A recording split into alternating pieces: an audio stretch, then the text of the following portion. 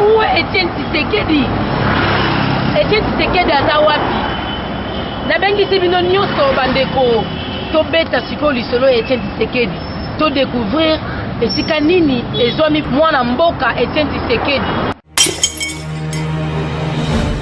Masolo ebandi émission Kitoko, présenté par votre humble servant Dodo Moussa Otumba. Réussite toza na bino tolobi masolo Etienne Tshisekedi omulu bandi lisusu ba beta masolo bakosa e beta mana RLTV boyebi masolo Etienne Tshisekedi wa mulumba na 7 l'autre nango lisusu na où est Etienne Tshisekedi wa mulumba. Etienne Tshisekedi wa mulumba aza wapi na fréquence 815.25 MHz canal 64 to clôturer masolo to yeli lisusu mikolo pe mai bandi bayi politique aux hommes de la société civile moi la mboka aux analystes politiques ou bien analystes indépendants yaka to beta lisolo ya mwana mboka Etienne Tshisekedi wa mulumba chaîne oka moko o ningisa mboka o ningisa moki RLTV parce que moi na ki gouvernement awa na siège babana déjà kotonga déjà mozolo masolo ngo esuka wapi est-ce que azaka na Belgique est-ce que si le lot sans suite bana mboka baza koyeba te le père de la démocratie nga la sécurité lisolo na ye pour la monnaie nete boya to beta lisolo Etienne Tshisekedi wa mulumba le monument le patrimoine Dodo Moussa we kola musa su kombo Etienne Tshisekedi wa mulumba ezaka te na kwa azaki nanga ngana te ne 120 ans oui to boy to sa ne 120 ans ko ba yini mboka ba découvrir pe bandi mayo ko beta ne 120 ans ya ko beta masolo na awa à suivre. Mbote mingi balandi ya émission où est Tshisekedi aza wapi tolobaki na bino ete tolamuki siko toye otobeta masolo ya mwana mboka Etienne Tshisekedi wa mulumba oyo amakaki vraiment histoire na temps na ye tango azalaki bongo na bomoi mutu oyo abundaki afin que état de droit e bana kozonga vraiment ekota na kati ya mboka pour que congolais nyonso ebana kosali ayebana se retrouver de l'autre yambi ndeko moko oyo andimi ko répondre na émission na biso to pe na invitation na biso pour que longo na ye to beta masolo ya mwana mboka Etienne Tshisekedi wa mulumba nazo présenter binoye oyo déjà za na ngambo na ngai na droite nga bozomo na ye déjà ezali bongo coordonnateur national adjoint mwana mboka Gustave Ntiala Liminderi. Mbote mwana mboka. Mbote mama Dodo. Na banzi oza malamu. Nazali malamu, santé na ngezali malamu vraiment.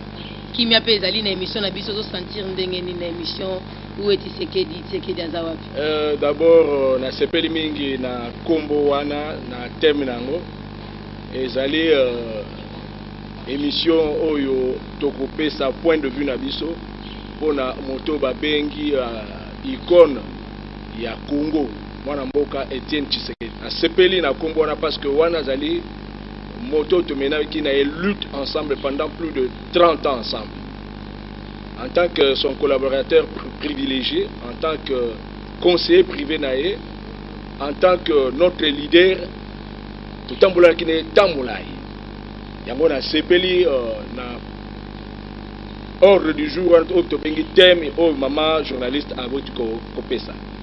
Ok, bomoni bino moko to ebaki ete kozala vraiment thème oyo ba imboka ba kosepela no makasi parce que le patrimoine national Etienne Tshisekedi wa mulumba azalaki oyo ba imboka balingaki vraiment mingi bana mboka balingaki mingi yako kama ezalaki ke komona na mwana mukia botami lelo mwana 200 azobenga ye ya titi azobeta masolo ya titi elongo na coordonnateur national ye azana bisolongo tokolinga to ebanano lolenge ni yo oyebaki mwana mboka Etienne Tshisekedi wa mulumba ngai nayebi président Etienne banda bomwana na ngai na botami na commune babengi commune ya Kalamu na commune ya Kalamu ezalaki na bato ebele o bazalaki kolanda président Etienne Tshisekedi bato wana na clandestinité tozaki na bango na contact pe ba expliquaki biso lutte na ye lutte ya ba fondateur.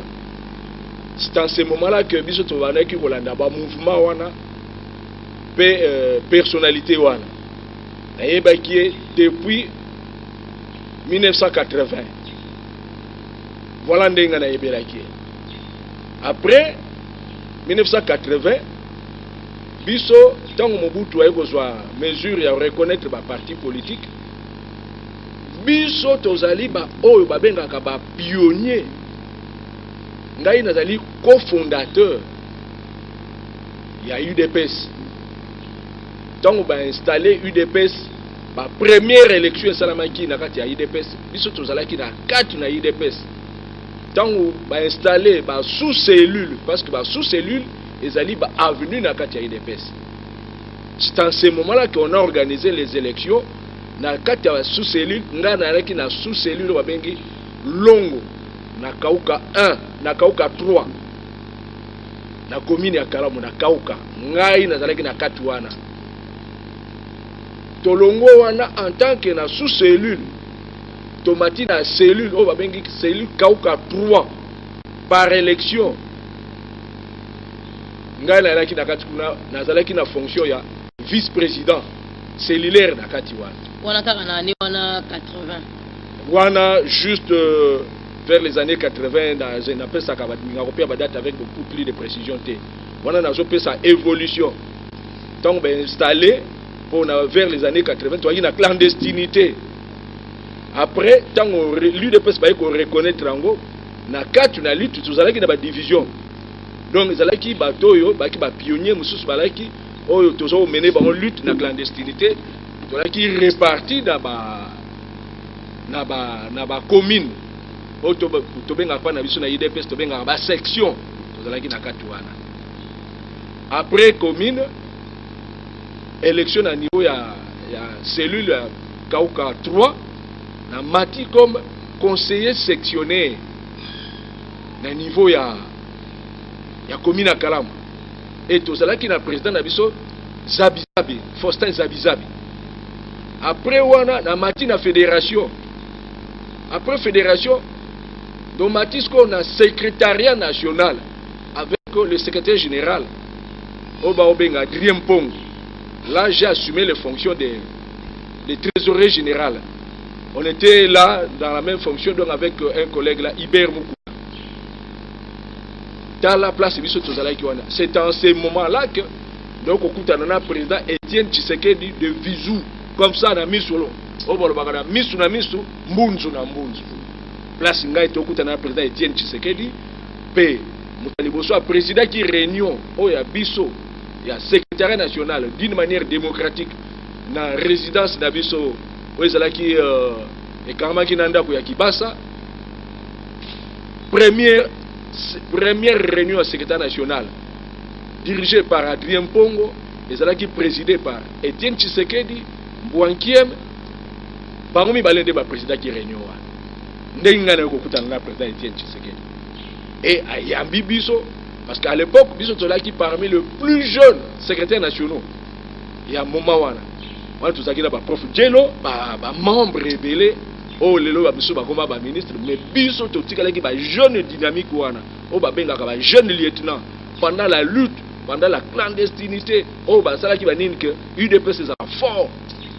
Et nous avons commencé à collaborer avec le président Étienne Tshisekedi comme collaborateur en tant que secrétaire national chargé de la trésorerie. Voilà ndenga na ebela ki Étienne Tshisekedi. Oh, to kuna peto eba na tango wana nini oyo ya turaki to petika ki vraiment epai ya Étienne Tshisekedi wa Mulumba. Ezalaki parce que ezalaki Étienne, ezalaki topé autaki na gouvernement aye, boyaki comme étant ba jeune pour que bo se retrouver bo sope ba misala, topé ezalaki ni ebenda ki no mapembeni na ye. Non. Biso jeunesse il y a un moment on a tout là qui jeunesse trop attentive. Message il y a leader il y a UDPS. Et ça là qui est trop clair le changement. Mais le changement voulait dire quoi? Voulait dire la nouveauté, hein, du sang neuf. C'était l'espoir de la jeunesse. Parce que nous on était avec Mobutu, mais beaucoup de gens ne connaissent pas Mobutu. Le président Mobutu, c'était un dictateur, un grand dictateur africain. Alors nous étions dans le quartier là de Kauka. Nous avons vécu ce qu'on appelle la souffrance. On a vu les injustices. biso poto toyebaki yango pété o hôpital o ya bangalema toyebaki yango te o bana balia tozalaki yango te biso tozalaki na besoin ya kokende na ba université mais tango ya Mobutu achaki système pour kota na enseignement supérieur achaki ba quota alors bana ba privilégié bango bazokende na ba poto bazo lia malamu bazo tambola malamu na armée bango bazo zala ko bénéficier na gouvernement. Alors pour ce faire biso ba jeune ya moment na tolobaki lokola tozalaki kotanga ba école pa ya basango bani tout tozako jwa pe ba enseignement to monaki que biso jeunesse faut toujours conscience na biso pour kolongola régime wana. Nous on avait besoin d'un autre régime du 109 et pour mettre en place un gouvernement qui apporte les changements, il fallait appuyer les leaders de ces mouvements-là. Donc, Étienne Tshisekedi. Alors, le président Tshisekedi, nous avons aussi côtoyé le président Tshisekedi, nous l'avons suivi parce qu'il avait une constance dans la parole. Et il avait des idées tellement claires. Même un enfant pouvait comprendre son message. Et d'ailleurs, le président Tshisekedi, il communiquait beaucoup plus à un moment donné à Lingala parce que en transmettant ces messages à Lingala, il était précis et la jeunesse percevait facilement. Azale koyamba ba message na facilement. Voilà pourquoi biso to préférais qui pousse à la pembeni na ye pe kosolona na ye. Ya azalaki ko aborder facilement. Azalaki lokola kibasa. Kibasa aussi communiquait facilement. Mais le président Tshisekedi, lorsqu'il parlait, c'était des choses cohérentes et de manière concise. Message de collègues. Donc, mariage entre le président Étienne Tshisekedi et la jeunesse et le peuple. Voilà. Oui, moi, je suis un peu banayo, le lingo zolobela, le lingo zobeta vraiment le beau, que été oyebaki vraiment Kondo Étienne Tshisekedi wa mulumba docteur malamu. So ngato ebana no mwana mboka Étienne Tshisekedi wa mulumba fonctionne oye a sumaki ya yambo epai na gouvernement ya Mobutu c'est pour Azalaki Bongo, deuxième président de la République démocratique du Congo. Bon. À l'époque Zaïre. D'abord Bongote. Le président Tshisekedi fut d'abord étudiant ici à la ville de Congo. Après premier coup d'état fait par Mobutu, le président Étienne Tshisekedi était commissaire général adjoint. Alors qu'il adjoint il y a président Liao, la justice. Après, tant Mobutu a fait le coup d'état, le président Tshisekedi était déjà député. Et Mobutu a fait appel, il a suspendu toutes les activités de la parti politique, il a fait appel à toutes les forces. Et le président Tshisekedi était parmi les députés qui sont venus avec la liste des députés élus. Il a transmis auprès de Mobutu. Mobutu a trouvé que celui-là, il était intelligent, il avait des gens, il était en contact avec des députés élus et il a coopté. Donc, à Bandaki, en tant que ministre, il y a intérieur, il y a Mobutu. Après, Mobutu a il a trouvé un moyen pour se débarrasser de lui vers les années 78, lorsqu'il a envoyé comme ambassadeur au Maroc. Et le président Tshisekedi n'a pas accepté cela. Il a dit que nous avons lutté, nous avons mis en place un système pour asseoir la vraie démocratie. Maintenant, le président Tshisekedi était déjà un homme fin. Il avait compris que Mobutu voulait installer la dictature. Et lorsqu'il a été affecté, tant Batindaki dans Maroc, a abandonné le poste à Maroc à Zongi Awa. Voilà, ndenge na période wana Étienne Tshisekedi a m'attaqué. Le fonction ya Mounene, le président Tshisekedi a joué auprès de Mobutu, c'était le ministre des Affaires intérieures et de la sécurité. Mais na période où on a ceux qui te koyeba malamu yo pe okoma ki na tango moko tika ki ni ne sala ki que otika est-ce que yende mutu a remarqué que lokoma be kat na binonde a bengana ki yo na bande ko bokinda ki topé bomona ki bosi bokoli est-ce que sengeli bino pe bosa la partie na bino de bobima ki boké ko créer partie na bino na kombo ya IDDS. Bon, omoni biso ngai naza révolutionnaire. Biso toza ba lieutenant. Toza ba oyo lukutate yo. Ya lukutate o bat musu bazo fabriquer o ngana uti diaspora ngana uti boy. Non. Omoni ba tete wana nyoso ba lobi ba sali ba IDPS wana. baza bato à lokuta. Baza ba membre, mais ils n'ont pas joué le rôle clé au baolo bawana rien. Biso toza ba membre. Biso ngai on azoloba. Na lobi tango tokendeki na Afrique du Sud, avant tout tokenda Afrique du Sud, tozalaki na ba mama F Bazaïba. Le président Tshisekedi a signé accord ya Lusaka. Balobi faut ba kende na Afrique du Sud. Président Etienne Tshisekedi a signé document où ils ont permettre que candidat nyonso ya opposition pour qu'il na Sun City pour la reconnu que tout le monde masira sengi que document on a kozala signé na Etienne Tshisekedi muto ya obima la liste Etienne Tshisekedi ye wana zali opposant. C'est comme ça le mona qui Etienne Tshisekedi a lobby ngai en tant qu'opposant faut na sangisa bato. Etienne Tshisekedi nazo se rappeler la liste wana atie mama Nzuzi wa Mombo, atie Kizenga, atie Batuana, na pona na pesi échantillon. Atie bango la liste mais atie ki kibasa te. Yango tokendaki na Afrique du Sud. Et ngai babenga ki ngai na kanaki na kati na Afrique du Sud comme expert de l'UDPS. Et ba expert au travail kuna tozalaki monsieur François Belchika, papa Kamani Sylvain. Bawana nde tozalaki na bangona feu Sadik, secrétaire général adjoint Sadik. Bato to accompagner le président d'Afrique du Sud na Sun City. Mais tango to komi na Sun City, makambo eleki ndenge lekaki esimbaki te tozongaki. Tango tozongi tokele be élection biso IDPS to pesi position de 2006 to kotate. To lobi exala eloko te toyoki tozwaki to salaki enrôlement te. To leki na deuxième fois to lobi to kende to keyi ba élection par condition ezalaki malamu te mais to keneka na ba même condition wana mais on arrive là-bas nous avons gagné les élections mais le gouvernement vous le savez pertinemment bien il a triché. Alors nous avons dit ça ne pose pas de problème baninga mususu baké kota na parlement. Alors Omoni Moutassa élu par le peuple, il n'y a que seul le peuple qui peut les démettre. Personne d'autre ne peut les démettre. Alors, mais UDPS a une position à l'objet qui bon bawana ngana ebi bangote mais toye bango qui constitue l'objet que seul le peuple a la souveraineté. Celui qui a la souveraineté, qui a le voix du peuple, doit représenter ipso facto le peuple. Seul le peuple peut les sanctionner. Mais tant que tu évolues, tu as comme une phase au président Lobaki, tant que tu triché qui président Lobi, bola la pongia ba bébé. Ngai biso na matoi na biso toyoka ki amote.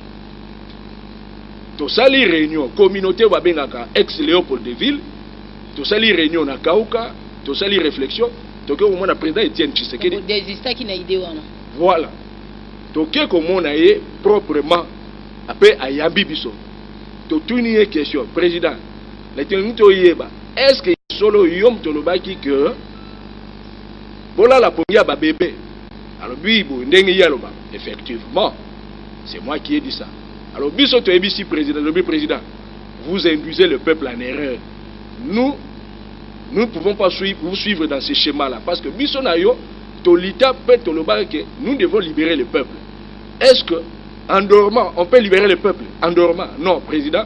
On les a point de vue na yo, mais nous voyons que nous devons continuer la voie na yo, mais nous sommes ensemble, mais tout la voie na yo te.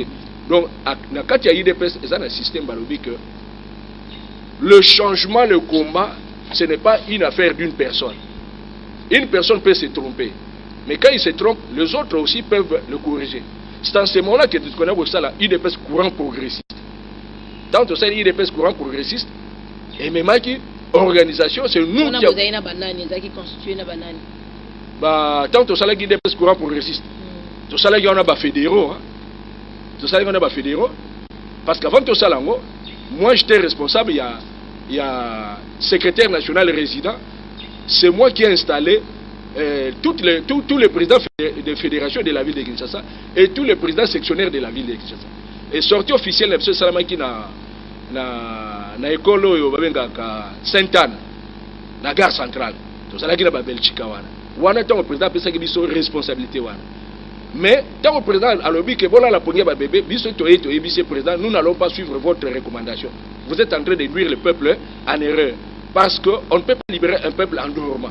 Et le président était d'accord avec nous.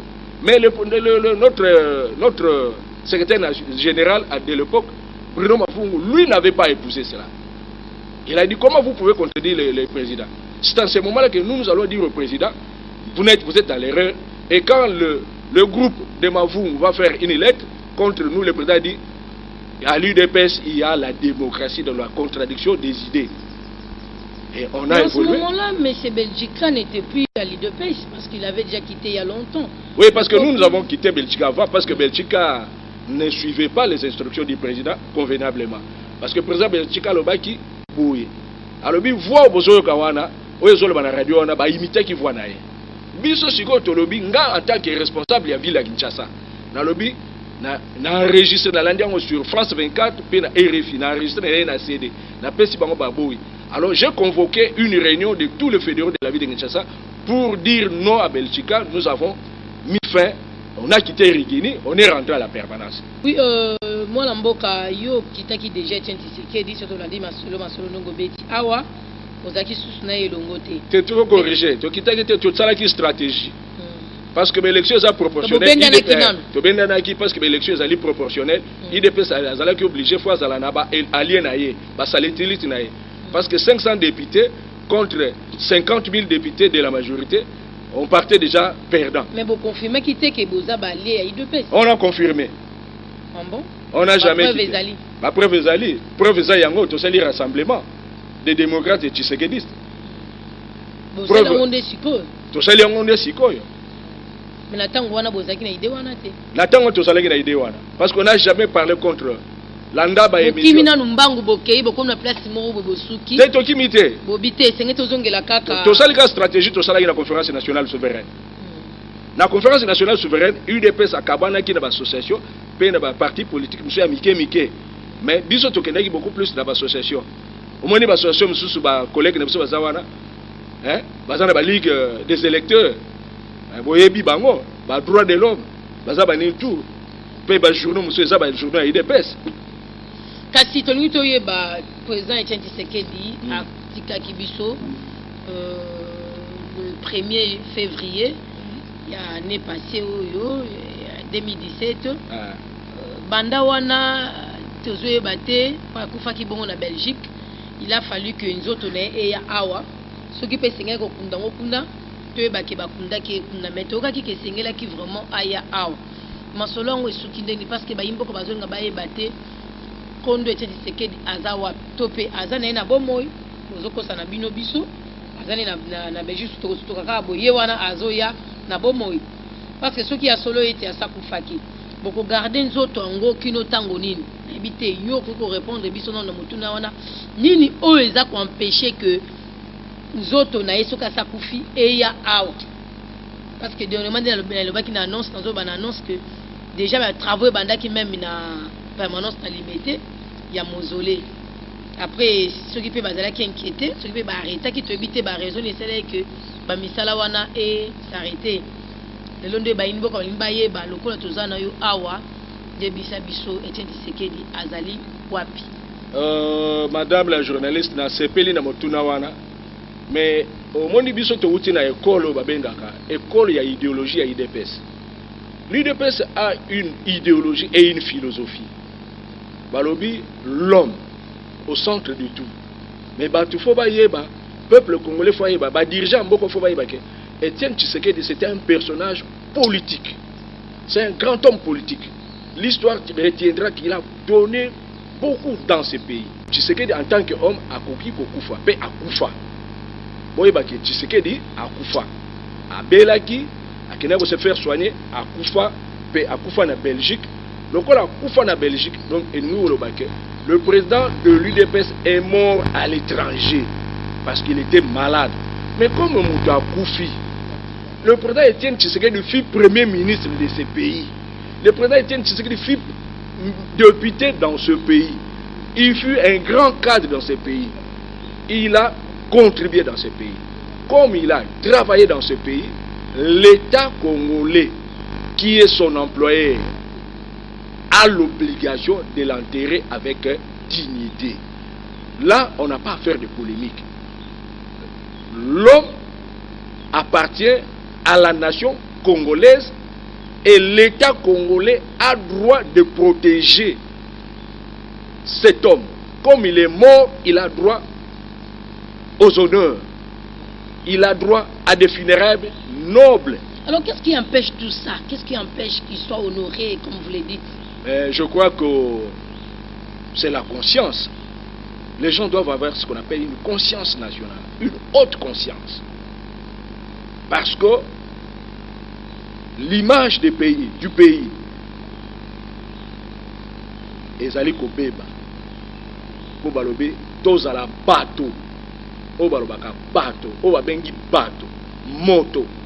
A respecter moninga na ye, moto. Au gouvernement ayebi ba responsabilité na ye, c'est à lui de prendre en charge les funérailles du président Étienne Tshisekedi, rapatrier le corps selon les normes diplomatiques et internationales, organiser le deuil selon les normes nationales et l'enterrer dignement comme tout premier ministre. Voilà. C'est que ceux qui ont landio na bokebi o lebeli biso était Etienne Tshisekedi jusque là à Belgique. À Sakoufaki à Belgique. Oui. Port Noyer à Belgique. Oui. Tolandi pe Osenga na yo baido pesi wana ezali yo mto pesi. Mais ce que tu peux dire sur masolo mo mukie ya mboye to shit ndenge toza ko shiter déjà na émission na biso. Tomoni bosali bongo plateforme RDT. RDT linko lobani ni po tomoni botiena ni na photo ya Etienne ya mwana ya Etienne Tshisekedi ezali bongo Félix Tshilombo Tshisekedi Antoine. Merci beaucoup. Omoni plateforme to sali wana ezali plateforme esalami na ba compatriotes congolais, esalami na bana mboka. Bana mboka ba onyos to ba bimaki na école ya UDPS. Ba onyos to bazali ko respecter ce qu'on appelle les accords ya Senko. Ba onyos to ba respecter ki monyo to ba lina vision ya conférence nationale souveraine. Bango tout faut bakota, faut ba ya na kati ya rassemblement. RDT lingi koloba, rassemblement des démocrates tshisekedistes. Donc RDT. Plateforme, on est les plateformes politiques et électorales. Je précise bien, les plateformes politiques et électorales. Et les plateformes et Salami pour avoir la majorité au Parlement et diriger le Congo autrement. Pour ce faire, nous sommes obligés de travailler en harmonie avec le peuple. Donc, soutenir le peuple, écouter ce que le peuple veut pour apporter les changements dans ce pays. Le président Tshisekedi, le vrai changement, le changement. Il y a d'abord le peuple. Idéologie nango vraiment ya kati ezali. Mais c'est l'homme. L'homme, le changement de mentalité.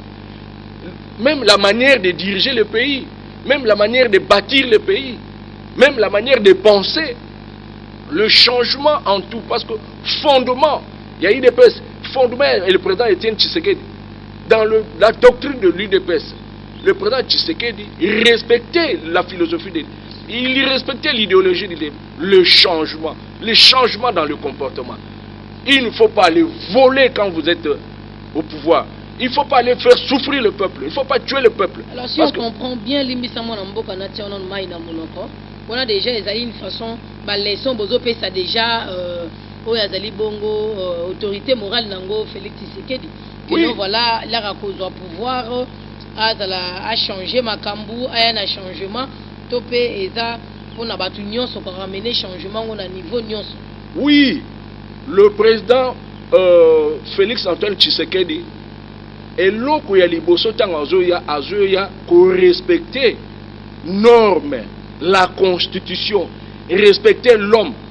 Il faut d'abord mettre Congolais à l'aise, Congolais à sentir azana mboka na ye, Congolais azozwa salaire conséquent, oezoloba moto. Il ne faut pas mettre fin à la vie d'un homme. Il faut respecter la justice. Il faut commément développer par la production agricole. Il ne faut pas que Batubaya awawa bazwa ba richesse en volant. Non. tant ya azoya koya liboso pour na respect ya peuple congolais, respect ya constitution, culture ya personnalité et kozalate oye jugement au sali mabe ba ko juger yo auquel devant juge. Ce qu'on dit les bisabino était yé à cause à pouvoir na mboka oyo ni les a ko rassurer bino pe to limitant au na ba élection, c'est-à-dire ceux qui ba élection l'équipe plateforme on a payé Ekoufi payer bisabiso ni o esali et convaincre bino que bo soutenir ka Félix, c'est parce qu'à moi na Etienne Tshisekedi to pe besoin d'intérêt na bino na catch wana. Mais dans la vie il y a toujours des intérêts. Même vivre, pour vivre, il faut d'abord respirer. Quand il n'y a pas l'air, ça ne sert à rien. Dans la vie, intérêt, il y a plateforme, c'est gagner les élections ensemble et diriger le pays de manière démocratique tout en respectant la Constitution. Ce qu'on a eu de pêche, Moutoumoussou Azala quitté Oyo, on va soutenir, pour pas bozo pour Nakaka Félix. Donc pour Nabino, pas Félix, c'est parce que pour exemple moi na Etienne Tshisekedi, toujours est-ce que sont en place wana pourquoi Kaka Félix pour la nini Félix. Bon voilà, au moment le président Félix est désigné comme autorité morale de notre plateforme, c'est parce que au sein de l'UDPS, il est le meilleur. C'est celui qui est élu comme président de l'UDPS. Ipso facto, nous devons soutenir le président de l'UDPS. Comme c'est lui qui a été élu là-bas, c'est lui qui l'icône aujourd'hui. Yem Tazali, numéro 1, il y a UDPS. Pour ce faire, peuple congolais a lingi changement. Mais UDPS est parti à changement. Il y a un parti qui a changement. Il y a une dictature, il y a un régime, majorité. To sangani, to pesi position na biso to monike, biso faut to sa confiance na meilleure ya opposition. Yazali wana, à remplir les critères wana. To pesi yango. C'est le peuple qui va déterminer les restes aux élections. Biso to imposé, mais biso to lobi que Antoine Félix Tshilombo yé azali habilité, azali capable ya ko conduire biso. Donc azali groupe ensemble moko, il y a parti politique, association, personnalité, sangani, pesi confiance na bango, na président IDPS qui est monsieur Antoine Félix Tshilombo pour gagner les élections ensemble. En complicité avec le peuple. Ok, voilà, comme vraiment Nasuka, émission Nabiso, et une émission Bozolanda où Tshisekedi Azawapi pour na bande konyo so balingi ko se faire enregistrer numéro Nabiso Ezawana na etando ike na sewana boko benga biso boya bole katolobaki ezaka pour na bayi politique te. Bien qu'ils aient ma politique, mais voilà, si tu ne t'occupes pas de la politique s'occupera de toi. C'est-à-dire que politique est à la moutounionso. Dès que le bas qui n'annonce que Rozongi Sango pour Volanda, Yaka, ce qu'on a l'isolo, il y a Etienne Tshisekedi de Moulumba, ce qu'on a l'idéologie, il y a Etienne Tshisekedi de Moulumba, Yaka Tobeta, Masolo Wana. Mon amboka, Tozo, tout dans l'isolo, les questions où ils ont pour te clôturer, Nayo, émission Nabisuel et l'eau. Tout le monde a qui bongo Félix Tshisekedi à cela qui appelle il y a bongo autorité morale il y a plateforme bien sûr il y a on a appelé tout bêta du solongo nayo na ba député nyonso oyo bazaki radier na IDP c'est pas yaye moko Etienne Tshisekedi wa mulumba abengisa ki bango ba solo là pour que a réintégrer bango na kati ya IDP. Est-ce que ça idée moko malamu est-ce que ya telemeli idée Etienne Tshisekedi wa mulumba te parce que Etienne Tshisekedi a bengana ki bango meilleur azu bango azongisi bango pas si yambi bango. Madame, d'abord poser question et concerné l'UDPS. Moi je ne gère pas l'UDPS. Le problème interne de l'UDPS doit être résolu par l'UDPS. Mais comme le président de l'UDPS a pris cette position là, c'est une bonne position. Je crois que c'est une bonne position. Mais c'est à l'UDPS de juger parce que vous rentrez au parti. Aussi, la base aussi, chacun a une base. Il rentre au parti, mais chacun dans sa base. Voilà. Comme je ne suis pas de l'UDPS, je ne peux pas répondre à la place de l'UDPS. Okay. Mais l'idée du président Félix, je trouve que c'est une idée géniale. Oui, nous sommes dans une année électorale. Un mot pour les élections. Est-ce qu'il y aura les élections? D'abord, les élections, quelle que soit la durée de la nuit, les élections vont se tenir. Et moi, je dis comme on dit à Kikongo, Beto vota tu vota. Beto vota tu vota pour les changements. Les Bakongo vota tu vota. Le changement viendra de Kinshasa pour aller jusqu'ailleurs. Et je sais que le peuple congolais va voter pour les changements. Mais j'insiste pour les Bakongo qui sont ici, dans les Bandundu et au Congo central. Beto, moi, coordonnateur adjoint, je suis de la province du Congo central. J'ai dit que nous, les Bakongo, vota tu vota le changement. Oba bengi Kimpuanza, donc indépendance. Je vous dis. Ok, vota pour vota. Vota tu vota. Vota tu vota. To considérant ngopé lokola lobasuka, to pe ozasu na message à mukio ko bakisa poto clôturer vraiment émission na biso. Message na lobby na sengi na ba compatriotes sur congolais ba o ya biso base na biso ya Bukavu, ya Congo central, ya Kinshasa, ya Équateur, bo se organiser pour na ko former la structure moko. D'ici là quelques jours, tous les institutions, il y a un rassemblement de démocrates tshisekédistes. Donc, peuple congolais, qu'on a la distraité, landa information, botika ko landa émission, il y a distraction, il y a pamba pamba. Bolanda émission, o ezo pesa bino formation, o ezo bongisa bongo. Politique, il faut qu'on landa yango, so ko landi politique te, politique s'occuper na yo. Yango to sengi na ba maman, na ba papa.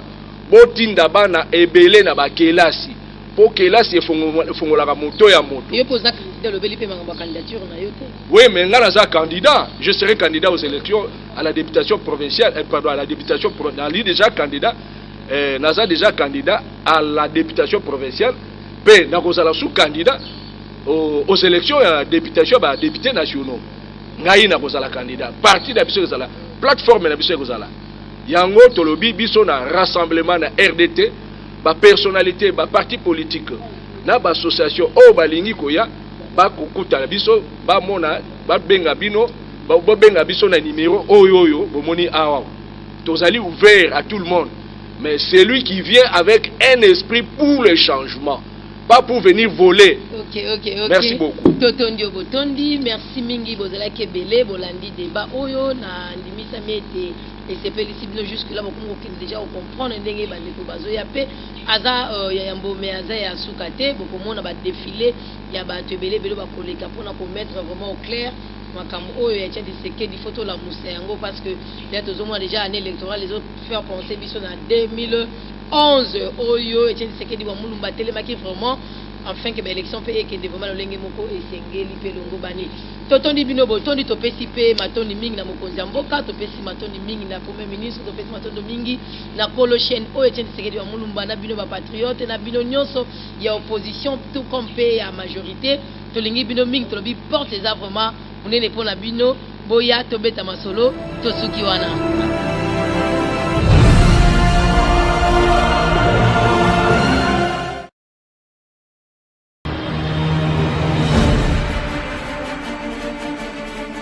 Où est Etienne Tshisekedi?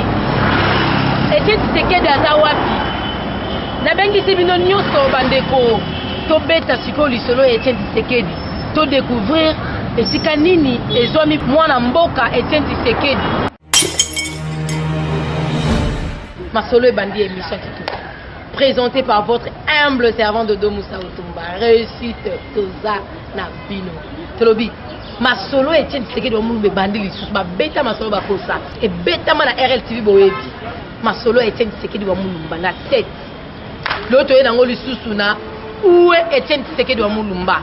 Etienne Tshisekedi wa mulumba aza wapi na fréquence 815.25 MHz canal 64 to clôturer Masolo to yeli lisusu mikolo pe mai bandi ai politique aux hommes de la société civile, moi la mboka, aux analystes politiques, bien analystes indépendants, yaka, to bête l'isolo et moi la mboka, Etienne Tshisekedi wa mulumba, chaîne oka moko, o ningisa mboka, o ningisa moki, RLTV, parce que moi la qui est dernièrement à wana siège, babana déjà kotonga déjà mozolo masolo ngo esuka wapi est-ce que azaka na Belgique est-ce que